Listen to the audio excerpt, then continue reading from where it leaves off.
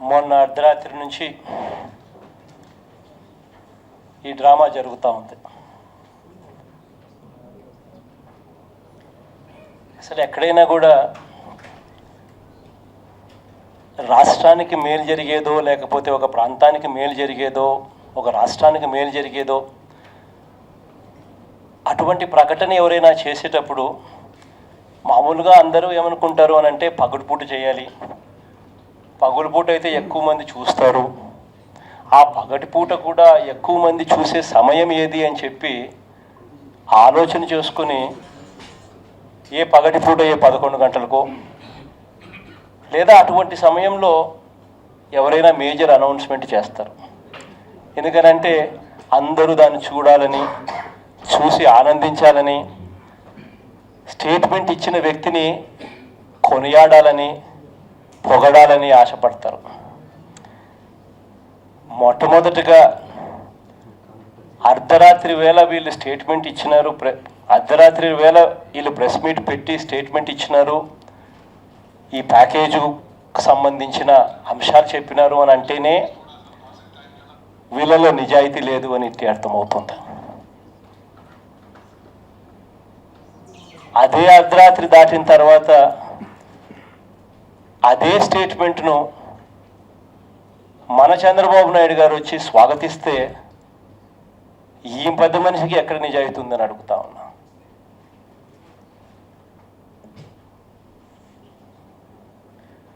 నిజంగా ఆ రోజు ఎంతగా బిల్డప్ ఇచ్చారంటే పగటి నుంచి పగలంతా కూడా చంద్రబాబు నాయుడు గారికి ఆల్రెడీ అరుణ్ జైట్లీ గారు ఇవ్వబోతా ఉన్న సోకాల్డ్ ప్యాకేజ్, ఇవ్వబోతా ఉన్న సోకాల్డ్ ప్యాకేజీకి సంబంధించి డ్రాఫ్ట్ చంద్రబాబు నాయుడు గారికి ఇచ్చేశారు. చంద్రబాబు నాయుడు గారు ఒకసారి కాదు, 2 సార్లు కాదు, 17 సార్లు దాన్ని చదివాడు. చదివిన తర్వాత ఆయన అప్రూవల్ ఇచ్చేసినాడు. అది ఏకంగా ప్రధానమంత్రి దగ్గరికి వెళ్ళింది, విదేశాల్లో ఉన్న ప్రధానమంత్రి దగ్గరికి వెళ్ళింది. ప్రధానమంత్రి చూశాడు, ఆ తర్వాత మళ్ళీ చంద్రబాబు నాయుడు పంపించారు. చంద్రబాబు నాయుడు మళ్ళీ చూసి ఆమోదం తెలిపాడు. ఇక అరుణ్ జైట్లీ గారు అరగంటలో స్టేట్మెంట్ ఇచ్చేస్తున్నాడు అని పొద్దున్న నుంచి ఆ రోజు అయితే నేను కూడా మామూలుగా అయితే నేను మామూలుగా రాత్రి 9:30 కల్లా పడుకుంటాను. ఆ రోజు అయితే నేను కూడా పద్దాకా మేల్కొనే ఉన్నా. పొద్దున్న నుంచి ఇదిగో ఇస్తున్నాడు, అదిగో ఇస్తున్నాడు, ఇదిగో ఇస్తున్నాడు, అదిగో ఇస్తున్నాడు. అరగంటలో వస్తుంది, మరో అరగంట, అరగంట అయిన తర్వాత మరో అరగంట. నిజంగా చివరకు చూస్తే ఆ ప్రెస్ స్టేట్మెంట్ చూస్తే, ఆయన మాట్లాడిన మాటలు చూస్తే ఆయన కొత్తగా ఏమీ చెప్పల, కొత్తగా ఫలాన్ని ఇస్తున్నాను నేను అని ఏమీ చెప్పల. పైగా కేటగారికల్గా ప్రత్యేక హోదా ఇవ్వబోము అని, కేటగారికల్గా ప్రత్యేక హోదా ఇవ్వబోము అని ఒక్కారించి చెప్పారు. పైగా తాను ఇవ్వకపోవడానికి అబద్ధాలు, కుంటి సాకులు వెతుక్కున్నాడు.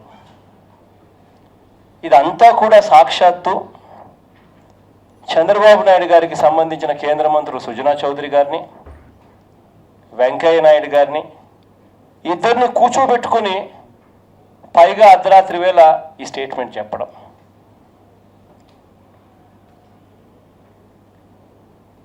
బాబు గారేమో అదే రోజు అర్ధరాత్రి దాటిన తర్వాత ఆయన ప్రెస్ మీట్ పెట్టి స్వాగతిస్తున్నాను అంటాడు. స్వాగతిస్తున్నాననే కాదు, ఇంకా ఏమంటాడు, కాదన్నప్పుడు ప్రత్యామ్నాయాన్ని వద్దనలేముగా, హోదాకు ధీటుగా ఇచ్చే సొమ్మును వద్దంటే ఎలా, ఏది తీసుకోకపోతే రాష్ట్రాభివృద్ధి ఎలా సాధ్యం అంటే చంద్రబాబు నాయుడు గారు కూడా మొట్టమొదటగా ప్రత్యేక హోదా వాళ్ళు ఇవ్వడం లేదు అని చెప్పి కేటగారికల్గా చెప్పినప్పుడు ముఖ్యమంత్రిగా ఉన్నోడు ఏం చేయాలి? కేంద్రానికి బుద్ధి వచ్చే విధంగా తన మంత్రులను ఉపసంహరించుకోవాలి. కేంద్రానికి బుద్ధి వచ్చే విధంగా పోరాటం చేయాలి. మా హక్కిది. రాష్ట్రాన్ని ఆ రోజు విడగొట్టేటప్పుడు మాకు ఫలానిది చేస్తామని చెప్పి మీరు మాకు మాటిచ్చి, అధికార పక్షం ప్రతిపక్షాలు అన్నీ కలిసి మాకు మాటిచ్చి ఆ రోజు రాష్ట్రాన్ని విడగొట్టారు. ఇవాళ కుంటిసాకులు ఎత్తుక్కొని పార్లమెంటు సాక్షిగా ఇచ్చిన మాటను మీరు ఇవ్వడం లేదు అని చెప్పి, ఇంత మొహమాటం లేకుండా మీరు ఎలా చెప్తారు అని చెప్పి నిలదీయాల్సింది పోయి, పోరాటం చేయాల్సింది పోయి, కేంద్రంలో ఉన్న తన మంత్రులను ఉపసంహరించుకోవాల్సింది పోయి, చంద్రబాబు నాయుడు గారు చేసింది ఏమిటి? అర్ధరాత్రి దాటిన తర్వాత వచ్చి స్వాగతిస్తాడా? అసలు ఈరేవుడండి స్వాగతించేదానికి? 5 కోట్ల మంది ప్రజలను, 5 కోట్ల మంది ప్రజలకు సంబంధించిన భవిత ఈరోజు రాష్ట్రంలో చదువుకున్న ప్రతి పిల్లాడు ఉద్యోగం దొరక తిరుగుతూ ఉన్న సమస్యల సుడిగుండంలో ఉన్న యువతకు తోడుగా నిలవాల్సిన ముఖ్యమంత్రి తోడుగా నిలబడకపోవడం ఈయనెవరండి? ఆ యువతను నాశనం చేయడానికి ఇంత దారుణంగా చంద్రబాబు నాయుడు గారు చేస్తూ ఉంటే,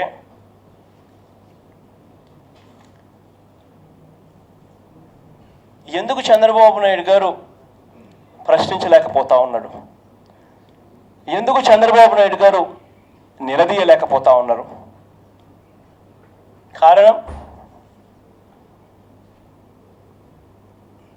ఓటుకు కోట్ల కేసులో ఈ మధ్యకాలంలోనే మనం అంతా చూసాం. ఏసీబీ కోర్టు ఎప్పుడైతే ఈయన పాత్ర మీద విచారణ చేసి రిపోర్ట్ ఫైల్ చేయమని ఎప్పుడైతే ఆదేశాలు ఇచ్చిందో అప్పటి నుంచి డ్రామా స్టార్ట్ అయింది. వెంటనే చంద్రబాబు నాయుడు గారు కేంద్రంతో బేరసారాలు. కేంద్రం వాళ్ళు ఇవ్వకపోయినా, కేంద్రం వాళ్ళు వెళ్ళిపో అన్నా కూడా చంద్రబాబు నాయుడు వెళ్ళే పరిస్థితి లేదు. వాళ్ళు కాలు పట్టుకొనైనా సరే వాళ్ళతోనే కొనసాగాలి. వాళ్ళు ఏమీ చేయకపోయినా రాష్ట్రానికి వాళ్ళతోనే ఉండాలి. వాళ్ళు ఏమీ ఇవ్వకపోయినా వాళ్ళతోనే ఉండాలి. కారణం, ఆయనకు ఎమ్మెల్యేలు కొనేందుకు కోట్ల రూపాయలు వెచ్చిస్తూ నల్లధనం ఇస్తూ ఆడియో టేపులు, వీడియో టేపులతో దొరికిపోయిన పరిస్థితుల్లో చంద్రబాబు నాయుడు గారు ఆ కేసుల నుంచి బయటపడేందుకు 5 కోట్ల ప్రజలను వెన్నుపోటు పొడిచాడు. ఉద్యోగం కోసం ఎదుగుతున్న యువతను వెన్నుపోటు పొడిచాడు. తన స్వార్థం కోసం రాష్ట్రాన్ని తాకట్టు పెట్టాడు. ఇటువంటి వ్యక్తి, స్వాగతిస్తున్నాను అని చెప్పే ఇటువంటి వ్యక్తి, రాష్ట్ర ప్రయోజనాలను తాకట్టు పెట్టిన ఇటువంటి వ్యక్తి తన స్వార్థం కోసం, ఇటువంటి వ్యక్తి వెంటనే రాజీనామా చేయాలని డిమాండ్ చేస్తా ఉన్నాం. కేంద్రంలో తన మంత్రులను వెంటనే ఉపసంహరించాలని డిమాండ్ చేస్తా ఉన్నాం. రాష్ట్ర ప్రజలకు వెంటనే క్షమాపణ చెప్పాలని డిమాండ్ చేస్తా ఉన్నాం. ఈ డిమాండ్లు చేస్తూ అసెంబ్లీలో చంద్రబాబు నాయుడు గారిని గట్టిగా నిలదీస్తూ ఉంటే, కని విని ఎరగని పద్ధతిలో తెలుగుదేశం పార్టీ వారు, స్పీకర్ గారు ఇద్దరు కలిసి చంద్రబాబు నాయుడు గారు స్టేట్మెంట్ ఇస్తారట అంటాడు. ఎన్నిసార్లు అండి స్టేట్మెంట్ ఇచ్చేది? నిన్న రాత్రి అరుణ్ జైట్లీ గారు స్టేట్మెంట్ ఇచ్చిన తర్వాత టీవీ ముందుకు వచ్చి అందరూ చూస్తూ ఉండగానే స్వాగతిస్తున్నానని చెప్పి స్టేట్మెంట్ ఇచ్చాడు. స్టేట్మెంట్ ఇచ్చిన దానికి మేము కోపంగా ఉండి నువ్వు రాజీనామా చేయాలని అడుగుతూ ఉంటే, కోపంగా ఉండి నువ్వు క్షమాపణ చెప్పాలని అడుగుతూ ఉంటే, మళ్ళీ అసెంబ్లీలో స్పీకర్ గారు ఆయన చేత స్టేట్మెంట్ ఇప్పిస్తారట. దానికి ఆ తెలుగుదేశం సభ్యులు చప్పట్లు కొట్టాలట. ఎక్కడండి డెమోక్రసీ? నిజంగా తప్పు చేసినావు నువ్వు, రాష్ట్రానికి నష్టం జరుగుతూ ఉంది అన్న అంశం మీద చర్చ జరగాల్సింది పోయి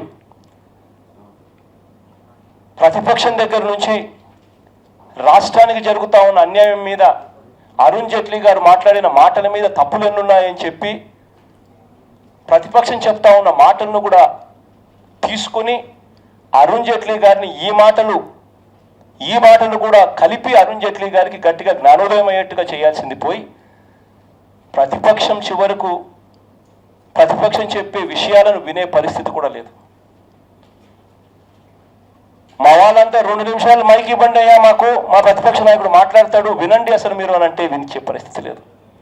పైగా మార్షల్స్ని తెప్పించడం, మొట్టమొదటిసారిగా ఏ ఎమ్మెల్యే సస్పెండ్ కాకపోయినా అసెంబ్లీలో మార్షల్స్ని చూడడం మొట్టమొదటిసారి. ఇంతకన్నా దారుణంగా చంద్రబాబు నాయుడు గారు స్పీకర్ పదవిని, స్పీకర్ తనకు నచ్చితే ఏ రకమైన వాడుకోగలుగుతాడు స్పీకర్ గారిని, తనకు నచ్చని వ్యక్తి ఎవరైనా స్పీకర్ స్థానంలో ఉంటే చంద్రబాబు నాయుడు గారు వాళ్ళను ఏ విధంగా అయినా కానీ హేళన చేయగలుగుతాడు. 1989 నుంచి 94 ఆలపాటి ధర్మారావు గారిని స్పీకర్గా ఉన్నప్పుడు కుర్చీ లాగేశారు, మెడబట్టుకొని దబ్బేశారు. 89 to 94. 2004 నుంచి 2009 దళిత మహిళ కుతూహలమ్మ పాపం స్పీకర్గా కన్నీరు పెట్టుకుంది చంద్రబాబు నాయుడు గారు పుణ్యాన. 2009 నుంచి 2014 గవర్నర్ గారు ప్రసంగిస్తూ ఉంటే చంద్రబాబు నాయుడు గారు దగ్గరుండి చేతులు ఊపుతూ సైకిల్ చేస్తూ గవర్నర్ గారిని కొట్టించాడు, గవర్నర్ గారి మీద దాడి చేయించాడు.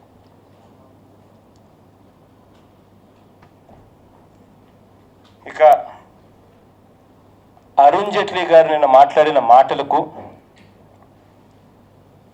ఆయన చెప్పిన అబద్ధాలకు పాయింట్ బై పాయింట్ క్లారిటీ ఇస్తా. చంద్రబాబు నాయుడు గారు కనీసం అసెంబ్లీలో వినే ఓపిక ఆయనకు ఎట్టాగూ లేదు. ప్రత్యేక హోదా అంటే ఆయనకు బహుశా తెలిసినా కూడా తెలియని పరిస్థితిలోకి ఆయన, తెలిసినా కూడా తెలియనట్టుగా నటించే పరిస్థితిలోకి ఆయన వెళ్ళిపోయాడు. కనీసం ఇప్పటికైనా కూడా ఆయన తెలుసుకోకపోయినా మిగిలిన శాసనసభ్యులు, మంత్రులు, మిగిలిన వారంతా కూడా ఇప్పుడు నేను చెప్పే మాటలు వినమని చెప్పి కోరుతా ఉన్నా. కనీసం అప్పటికైనా అసలు ప్రత్యేక హోదా అంటే ఏమిటి, ప్రత్యేక హోదా అన్న అంశం మీద అరుణ్ జైట్లీ గారు చెప్పిన అంశాలు ఏ రకంగా సత్యదూరంగా ఉన్నాయి అన్న విషయాలు కూడా తెలుస్తాయి.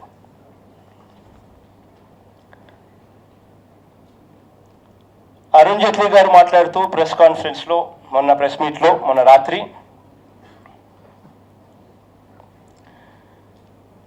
రాష్ట్రంలో ఐఐటీసు, రాష్ట్రంలో ఐఐఎం, రాష్ట్రంలో సెంట్రల్ యూనివర్సిటీ, రాష్ట్రంలో ఎన్ఐటి, రాష్ట్రంలో ఒక ఎయిమ్స్, ఇవన్నీ మేము ఇస్తా ఉన్నాం, మీ కొత్త రాష్ట్రానికి మేము ఎంతో మేలు చేశాము అన్నట్టుగా చెప్పొస్తున్నారు అంటూ చెప్పుకొచ్చారు. నేను అడుగుతా ఉన్నది ఒకటే, ఏమయ్యా మా రాష్ట్రానికి ఏదైనా మీరు ఏదైనా ఫేవర్ చేస్తూ ఉన్నారా అని అడుగుతా ఉన్నా. It has been the national policy, మన దేశ పాలసీ. ఏ రాష్ట్రం చూసినా కూడా జనాభా, కోటి జనాభా కన్నా ఎక్కువ ఉన్న ఈ ప్రతి రాష్ట్రంలోనూ ఐఐటి ఉంది, ఐఐఎం ఉంది, సెంట్రల్ యూనివర్సిటీ ఉంది, ఎన్ఐటి ఉంది, ఎయిమ్స్ ఉన్నాయి. ఇవేమన్నా లేకుండా ఎక్కడైనా ఉన్నాయి అని అంటే కోటి జనాభా, కోటి పాపులేషన్ కన్నా తక్కువ ఉన్న రాష్ట్రాలే. ఈరోజు దేశంలో 20 ఐఐటీలు ఉన్నాయి, దేశంలో 20 ఐఐఎంలు ఉన్నాయి, దేశంలో 31 ఎన్ఐటీలు ఉన్నాయి, దేశంలో 47 సెంట్రల్ యూనివర్సిటీస్ ఉన్నాయి. ఏమయ్యా వాళ్ళ మా రాష్ట్రానికి ఏదైనా ప్రత్యేకంగా మీరు ఏదైనా ఫేవర్ చేస్తూ ఉన్నారని అడుగుతా ఉన్నా నేను. అరుణ్ జైట్లీ గారు నిన్న మాట్లాడుతూ మరో మాట మాట్లాడారు. Cabinet Committee on Economic Affairs has given in principle approval for the establishment of a major port at Duggarajapatnam in Andhra Pradesh on a PPP basis subject to feasibility అంట. ఏమైనా ఫేవర్ చేస్తున్నావు అంట. ఫీజిబిలిటీ అంట. Feasibility కనుక ఉంటే అది కూడా పీపీపీపీ అంటే పీపీపీ అంటే దాని అర్థం ప్రైవేట్ పబ్లిక్ పార్ట్నర్షిప్, అంటే ప్రైవేట్ ఓనికి ఇచ్చే పోర్ట్, ప్రైవేట్ ఓనికి ఇచ్చేదానికి అందులోనూ ఫీజిబిలిటీ ఉంటే ఈయన మేలు చేసేది ఏంటంటాడా?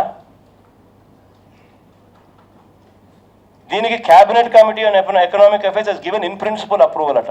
ఈయన చేసేది ఏంటంట? ప్రైవేట్ వ్యక్తుల చేత ప్రైవేట్ వ్యక్తుల చేత పోర్టు కట్టించేదానికి వీళ్ళు క్లియరెన్స్ ఇచ్చినారని చెప్పి క్రెడిట్ తీసుకోవడం ఏందండి ఇది? Proposals with regard to steal authority of India, Indian oil corporation /HPCL to set up units in Andhra Pradesh are being examined as provided in the Reorganization Act. Are being examined. ప్రభుత్వ రంగ సంస్థలైన steel authority of India సేలో, మా కడపలో steel factory పాపం వేల మంది పిల్లలు wait చేస్తూ ఉన్నారు ఉద్యోగాలు వస్తాయని. సేల్ అనేది ప్రభుత్వ రంగ సంస్థ. వాళ్ళతో ఇంకొకటి రిఫైనరీ విశాఖపట్నంలో complex, petroleum complex, Indian oil కానీ హెచ్పిసిఎల్తో కానీ పెట్టించడానికి కోసం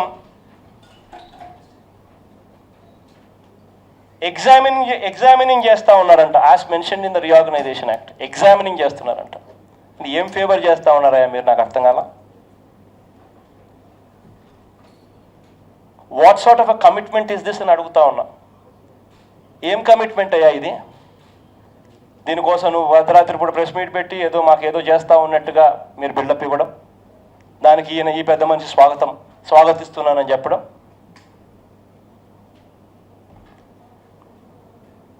రెండవది, the note says devolutions and post-devolution revenue deficit grant has been released to Andhra Pradesh for the last 2 years. Devolutions and post-devolutions revenue deficit grant has been released to Andhra Pradesh for the last 2 years. నేను అడుగుతా ఉన్నా, ఏం గొప్పయా ఇది? ఏం గొప్ప సంగతి అయ్యా ఇది? మాకు ఎక్స్ట్రా ఫేవర్ ఏం చేస్తున్నారని అడుగుతా ఉన్నా. మొన్న 14th ఫైనాన్స్ కమిషన్ వేసిన తర్వాత 14th ఫైనాన్స్ కమిషన్ ఏం చెప్పింది అని అంటే,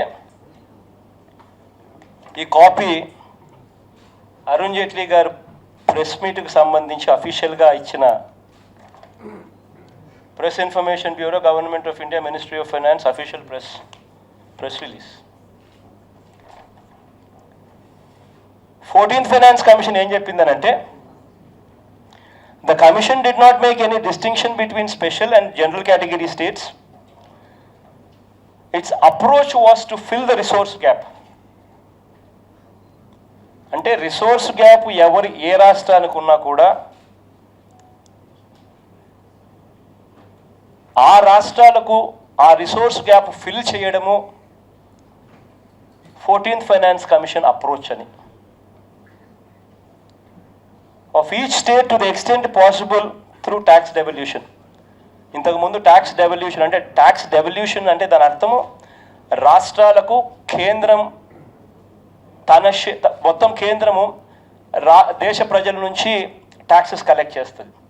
ఆ ట్యాక్సెస్ ఏదైతే కలెక్ట్ చేస్తుందో ఆ ట్యాక్సెస్లో 42% డైరెక్ట్ డెవల్యూషన్స్ అంటే డైరెక్ట్గా స్టేట్లకు ఇస్తుంది కేంద్ర ప్రభుత్వం.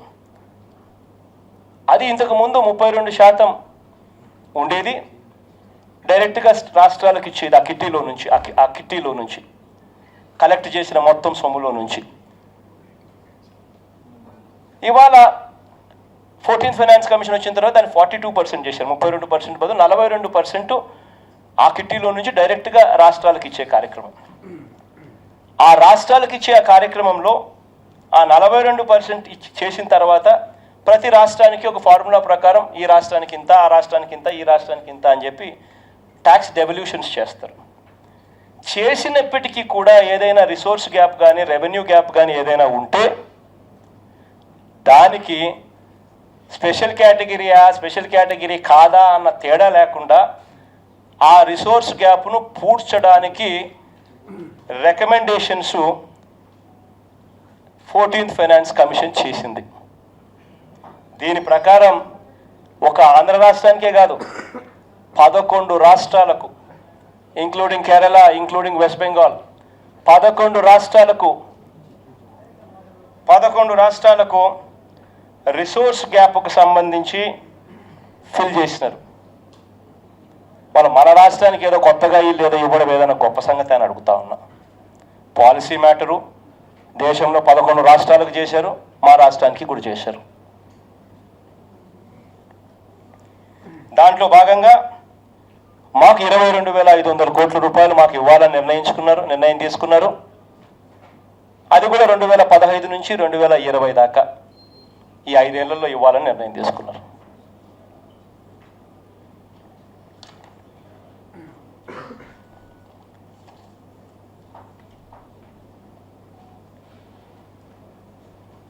మూడవది,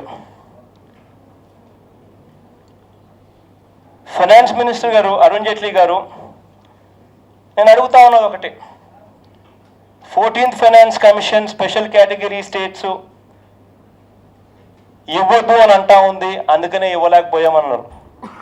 నేను అడుగుతా ఉన్నా అరుణ్ జైట్లీ గారిని, చంద్రబాబు నాయుడు గారు ఎవరైతే అరుణ్ జైట్లీ గారి మాటలను వత్తాసు పలికినాడో స్వాగతిస్తానని చెప్పి అన్నాడో అని అడుగుతా ఉన్నా. Will the Union Finance Minister be good enough to show from which a paragraph of which ఒక్క పేజ్ అన్నా కూడా ఒక్క పారాగ్రాఫ్ అన్నా కూడా 14th ఫైనాన్స్ కమిషన్ రిపోర్ట్లో that the commission was against grant of special category states. 14th finance commission ఒప్పుకోలేదు, it is against granting of special category status to any state అని ఒక్క పారాగ్రాఫ్ అన్నా మీరు చూపించగలుగుతారా 14th ఫైనాన్స్ కమిషన్ అని అడుగుతా ఉన్నా. వాళ్ళు చెప్పింది ఏమిటి అని అంటే 14th ఫైనాన్స్ కమిషన్ చెప్పింది ఏమిటి అని అంటే ఇంతకుముందు నేను చెప్పినట్టుగా all that they said was they have removed the distinction between the special category states and non-special category states in respect to post devolution of revenue deficit grants. ఇంతకుముందు నేను చూపించినట్టుగా they have removed that distinction. అంటే ప్రత్యేక హోదా కలిగిన రాష్ట్రమైనా సరే ప్రత్యేక హోదా లేని రాష్ట్రమైనా సరే ఎవరికైనా కూడా రెవెన్యూ డెఫిసిట్ అనేది ఉంటే దాన్ని పూర్తి చేయడానికి చర్యలు తీసుకున్నారు. They have removed the deficit, అంతేకాని they have not mentioned anywhere ప్రత్యేక హోదా ఇవ్వకూడదు అన్న మాట ఎక్కడా కూడా 14th finance commission is never recommended. మరి ఎక్కడ చెప్పను. ఇన్ఫ్యాక్ట్ సో మచ్ సో ఇది అభిజిత్ సేన్ అని 14th ఫైనాన్స్ కమిషన్ సభ్యుడు 14th ఫైనాన్స్ కమిషన్ సభ్యుడు జీమెయిల్ ద్వారా ఇప్పుడైతే పార్లమెంట్లో డిస్కషన్ ఇది జరుగుతూ ఉన్నప్పుడు జయరాం రమేష్కి ఒక లేఖ రాశాడు.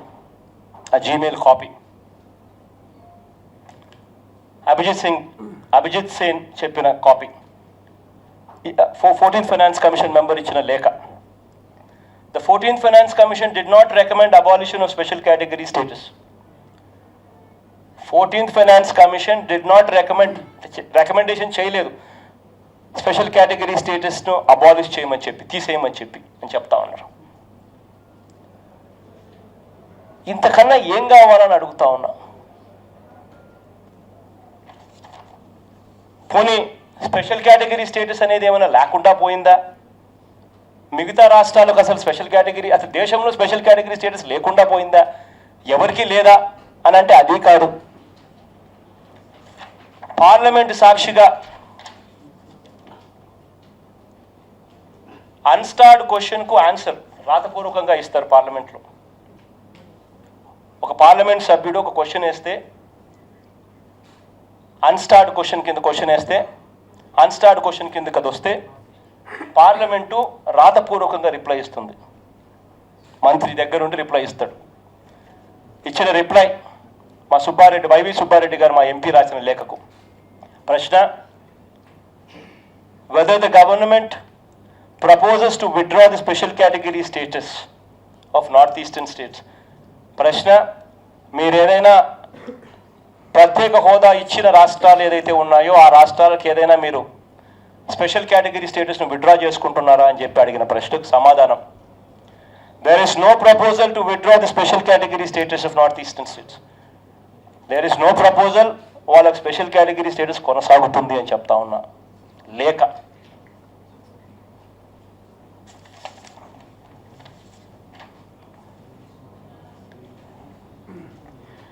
ఇంకొక ఆశ్చర్యకరమైన విషయం ఇంకోటి ఏంటంటే, ఈ 14th ఫైనాన్స్ కమిషన్ ఏదైనా చెబితే అదేం బైండింగ్ కాదు. అదేదో అది చెప్తుంది, అది కోర్టు వర్డిక్టు, అదేదైనా చెప్తే చేయకపోతే వీళ్ళంతా కాలిపోతారు, అలాంటి అధికారం మాకు లేదు అని చెప్పే పరిస్థితి లేదు. నిజంగా కూడా 14th ఫైనాన్స్ కమిషన్ చెప్పలేదు, కానీ ఒకవేళ పొరపాటు నిజంగా కూడా చెప్పుంటే కూడా that is only recommending body. ఆ రికమెండేషన్ తీసుకుందామా తీసుకోమా అన్నది గవర్నమెంట్లో ఉన్న వాళ్ళ ఇష్టం. వాస్తవంగా చెప్పలా, ఒకవేళ చెప్పింటే కూడా చెప్తా ఉన్నా ఇది.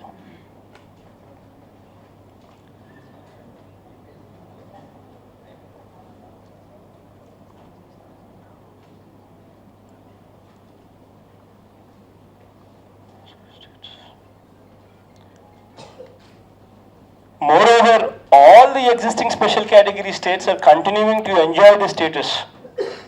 అంటే ఇవాళ 14th ఫైనాన్స్ కమిషన్ ఉన్నప్పటికీ ప్రత్యేక హోదా కలిగిన రాష్ట్రాలు ఇంకా కంటిన్యూ అవుతూ ఉన్నాయి.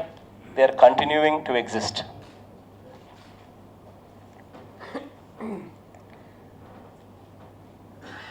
నేను అడుగుతా ఉన్నది ఒకటే, వెంకయ్య నాయుడు గారు ఎందుకు ఆ రోజు డెస్పరేట్గా ప్లీడ్ చేశాడు, స్పెషల్ కేటగిరీ స్టేటస్ కావాలి అని అంతగా ఎందుకు అడిగాడు? ఆ రోజు అన్ని రాజకీయ పార్టీలు ఎలక్షన్లకు పోయేటప్పుడు దీన్ని మేనిఫెస్టోలో ఎందుకు పెట్టాయి? ఎందుకు మేనిఫెస్టోలో 5 ఏళ్ళు కాదు మేము 10 ఏళ్ళు ఇస్తామని అన్నారు? ఆ రోజు పార్లమెంట్లో రాష్ట్రాన్ని చివరికి విడగొట్టేటప్పుడు కూడా ఇది ఇస్తామన్న హామీ ఇచ్చి ఎందుకు విడగొట్టారు? ఎందుకు ప్రత్యేక హోదా అంత ఇంపార్టెంట్ అని చెప్పి ఆ రోజు మనందరికీ అనిపించింది. కారణం, ఆ రోజు హైదరాబాద్ సిటీ మన దగ్గర నుంచి వెళ్ళిపోతూ ఉంది. హైదరాబాద్ సిటీ వెళ్ళిపోయినందువల్ల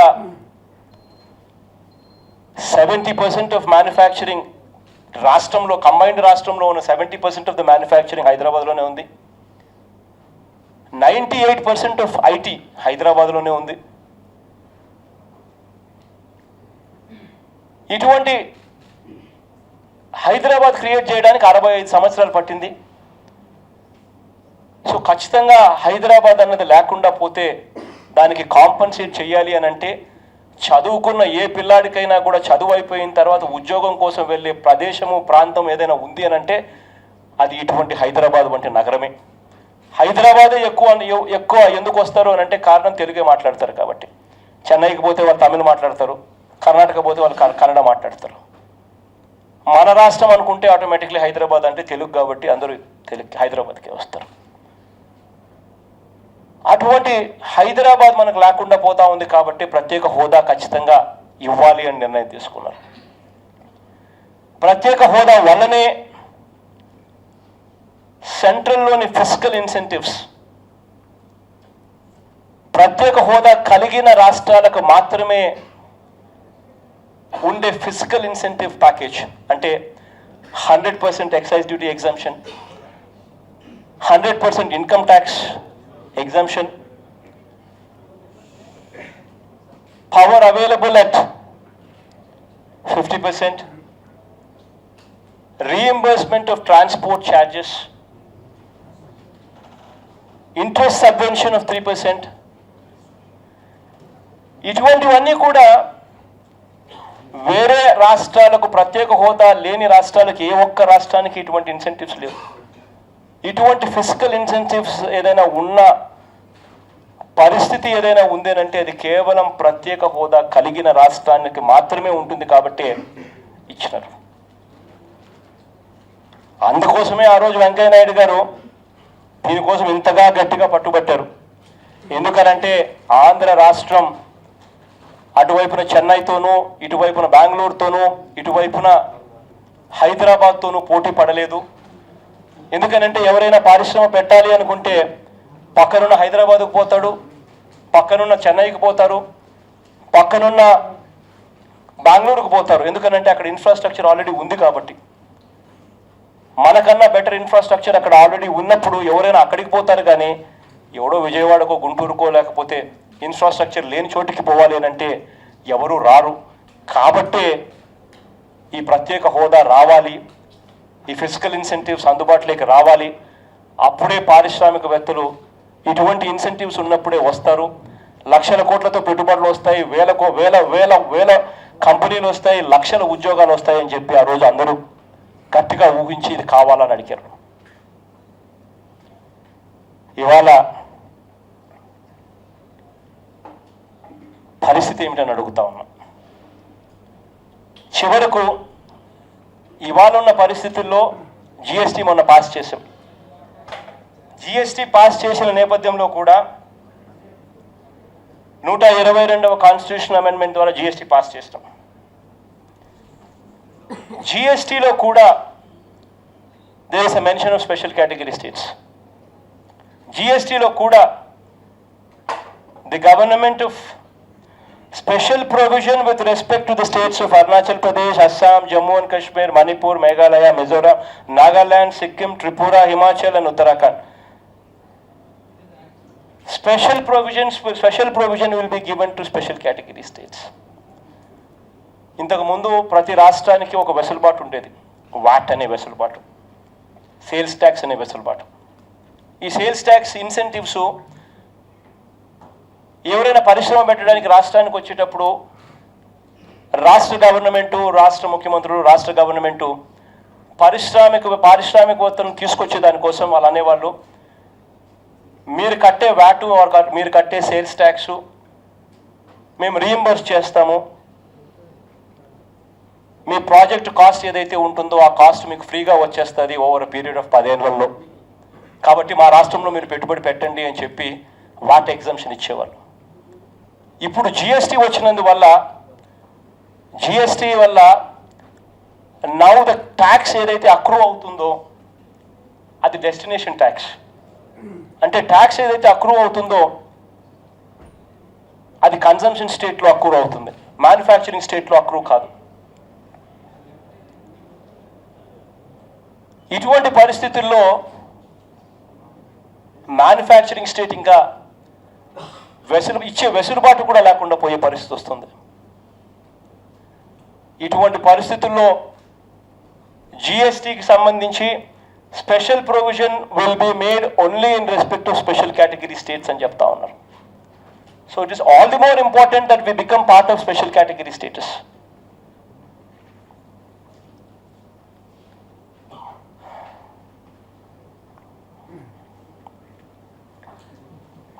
నాలుగో ఇష్యూ, ఇదే అరుణ్ జైట్లీ గారు మాట్లాడుతూ ఆశ్చర్యం అనిపించింది ఆయన చెప్పే మాటలు వింటూ ఉంటే. చాలా సర్ప్రైజింగ్గా కూడా మాట్లాడు. ఎట్లాంటి ఇంప్రెషన్ ఇచ్చారు అని అంటే ఏదో ఫస్ట్ టైం ఏదో ఇప్పటికిప్పుడే డిసైడ్ అయినట్టు, ఒక ప్రత్యేక ప్యాకేజ్ అనేది ఇప్పుడే తీసుకొస్తా ఉన్నట్టు, union government will reimburse 100% expenditure on the Polavaram project అని. నాకు ఆశ్చర్యం అనిపించింది. ఇప్పుడు ఏదో కొత్తగా ఇల్లు ఏదో తీసుకొస్తా ఉన్నట్టు, 100% ఆఫ్ పోలవరం ప్రాజెక్ట్ కాస్ట్ వీళ్ళు ఇప్పుడు కొత్తగా ఇల్లే ఇస్తా ఉన్నట్టు ఆశ్చర్యం అనిపించింది. అసలు section 90 of the AP reorganisation act క్లియర్గా ఏం చెప్తుంది? మన్మోహన్ సింగ్ గారు ప్రధానమంత్రిగా ఉంటూ రాజ్యసభలో in the presence of Arun Jaitley, who was leader of the opposition. Leader of the opposition presence లో మన్మోహన్ సింగ్ గారు అన్న మాటలేంటి?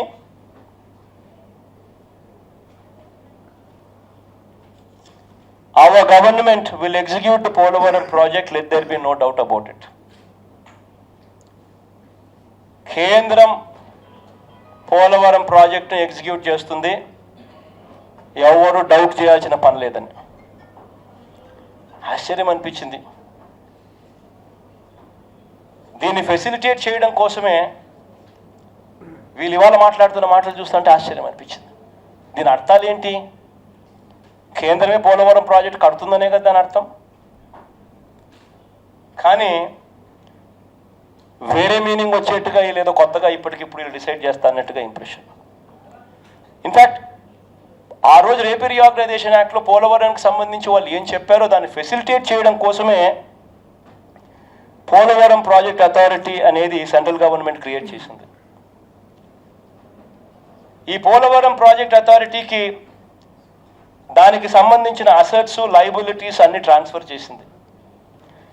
ఈ పోలవరం ప్రాజెక్ట్ అథారిటీకి అమర్జిత్ సింగ్ అని సీనియర్ గుజరాత్ క్యాడర్ ఐఏఎస్ ఆఫీసర్ను అడిషనల్ సెక్రటరీ గవర్నమెంట్ ఆఫ్ ఇండియాను దీనికి సీఈఓగా కూడా అపాయింట్ చేశారు. ఇవన్నీ ఎందుకు చేశారు?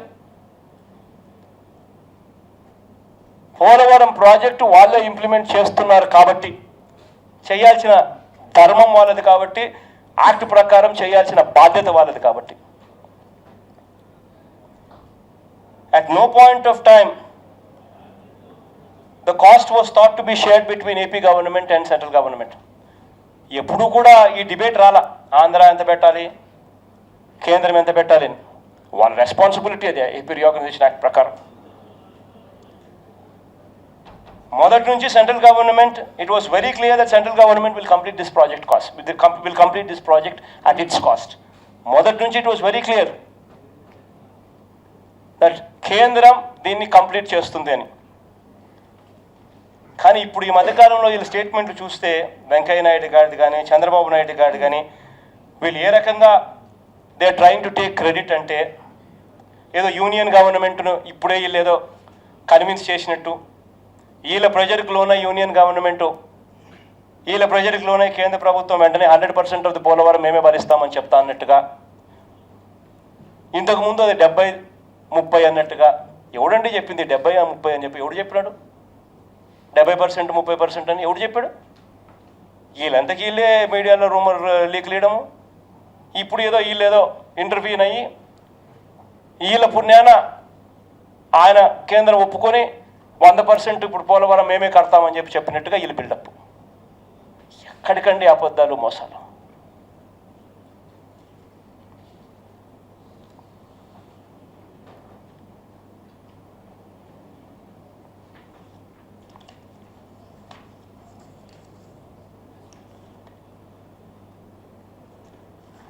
ఇంకొకటి ఏమన్నారంటే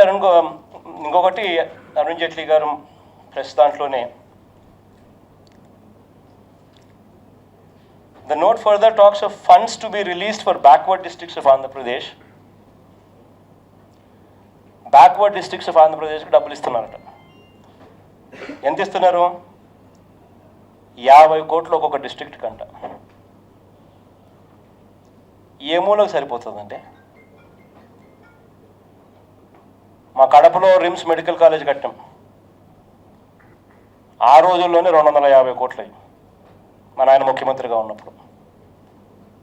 యామూలకు సరిపోతుందండి ఒక 50 కోట్లు అంటే? ఒక హాస్పిటల్ కట్టేదానికి డబ్బిస్తారా ఇల్లు? అది బ్యాక్వర్డ్ ఏరియా డెవలప్ అయిపోయినట్టేనా? 50 కోట్లు ముష్టేసినట్టు వేస్తా అన్నారు, మనకి ఏదో ఫేవర్ చేసినట్టుగా చెప్తా ఉన్నారు.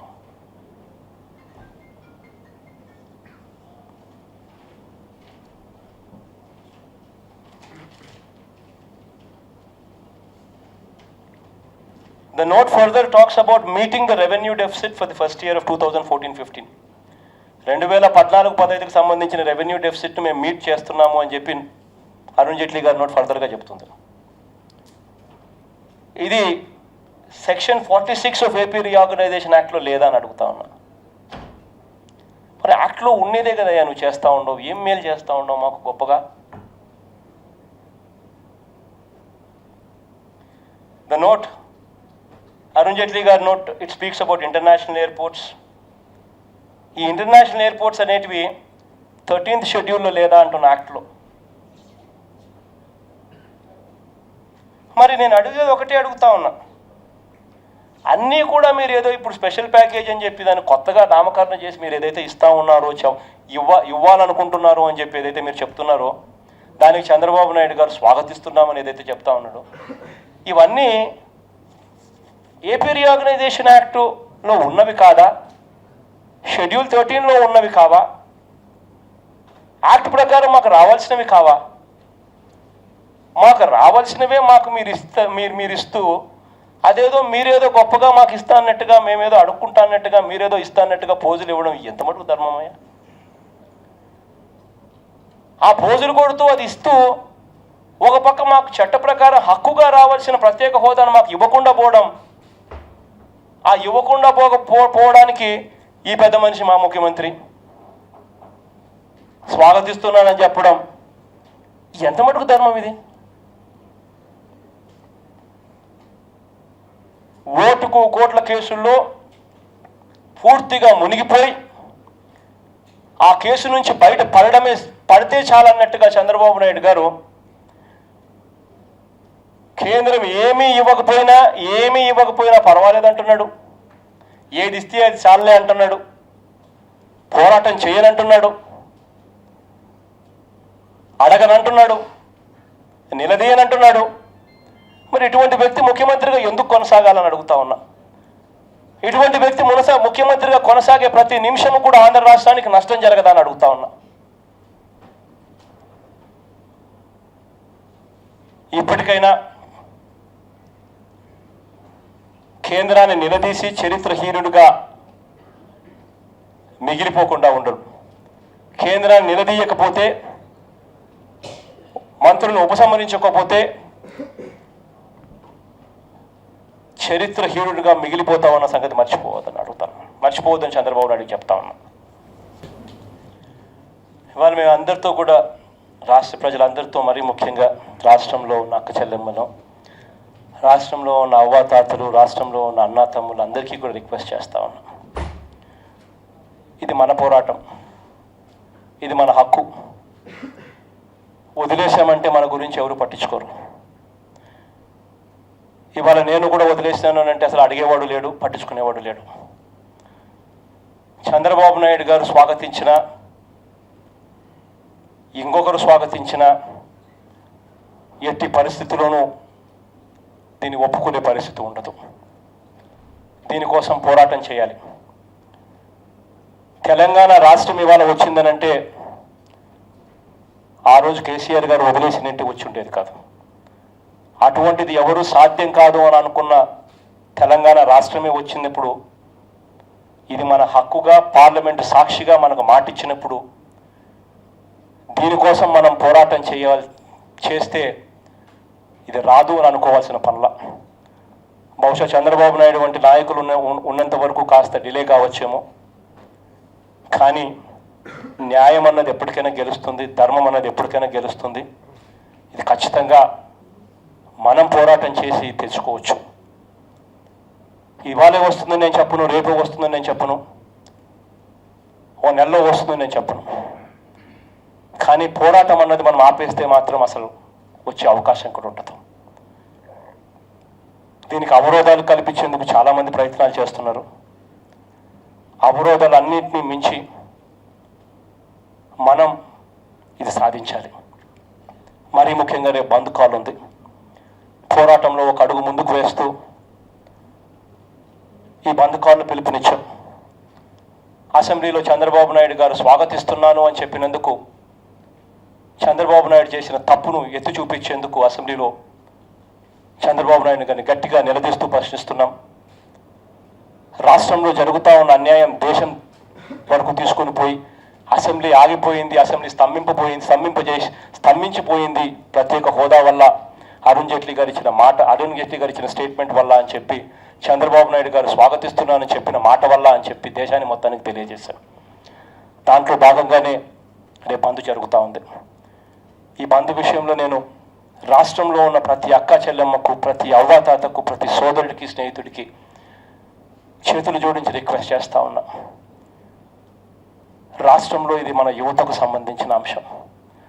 మన యువతకు రేపు పొద్దున ఏదైనా ఉద్యోగాలు రావాలి అని అంటే ప్రత్యేక హోదా అన్నది వస్తేనే ఆ ఫిజికల్ ఇన్సెంటివ్స్, ఆ ఎక్సైజ్ డ్యూటీ ఆ జిఎస్టీ ఎగ్జామ్షన్స్, ఆ income tax exemptions, 100% income tax exemptions ఇటువంటివి వచ్చినప్పుడే, ఇటువంటి ఇన్సెంటివ్స్ మనకు వచ్చినప్పుడే, ఫిజికల్ ఇన్సెంటివ్స్ వచ్చినప్పుడే పారిశ్రామికవేత్తలు మన రాష్ట్రానికి రావడానికి ముందుకు వస్తారు. వచ్చినప్పుడే వాళ్ళు పరిశ్రమలు పెడతారు. వచ్చినప్పుడే మన పిల్లలకు ఉద్యోగాలు వస్తాయి.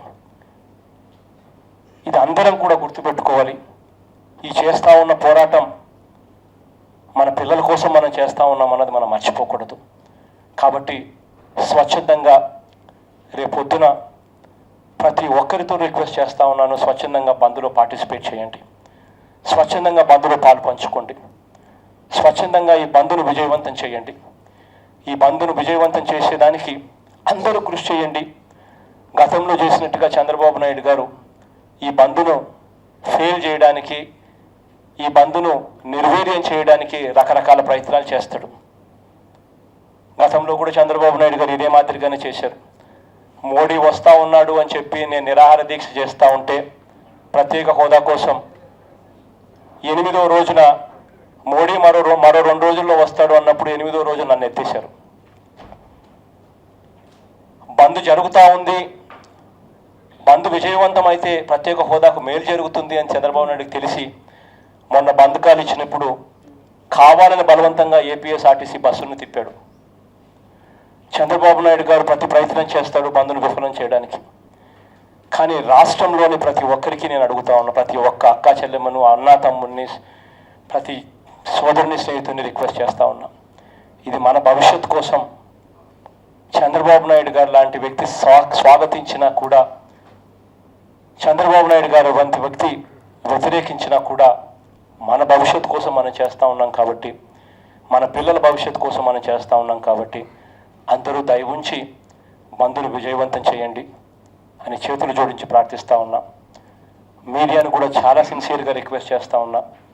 ఇది ఒక జగన్మోహన్ రెడ్డి ఒక్కరి చేత అయ్యే పని కాదు. ఈ పోరాటంలో ఆంధ్ర రాష్ట్రానికి సంబంధించిన ప్రతి అక్క చెల్లెమ్మ, ప్రతి సోదరుడు, స్నేహితుడు, ప్రతి అవ్వాతాత సహాయంతో పాటు, సహకారాలతో పాటు మీడియా కూడా తోడుగా ఉండాలి. ప్రతి ఒక్కరు కూడా ఇది మనం దగ్గరికి తీసుకోవాలి.